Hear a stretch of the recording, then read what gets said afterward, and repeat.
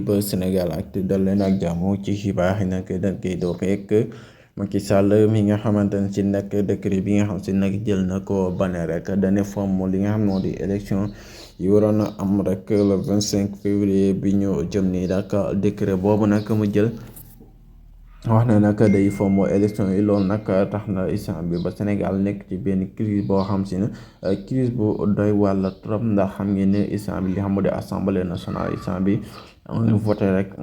voté loi boo xam si ne rek bis bu jàllee rek mooy xam moo di Macky Sall dina amaat li nga xam moo di troisième mandat boo xam sénégalais yi voté wuñ ko ba assemblée nationale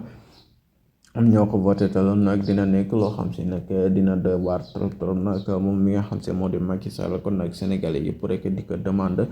pour rek mu bàyyi leen nag seen réew ci jàmm ak salaam rek ñu mën cee nekk ci jàmm moo xam ngeen ne bu baax ba Sénégal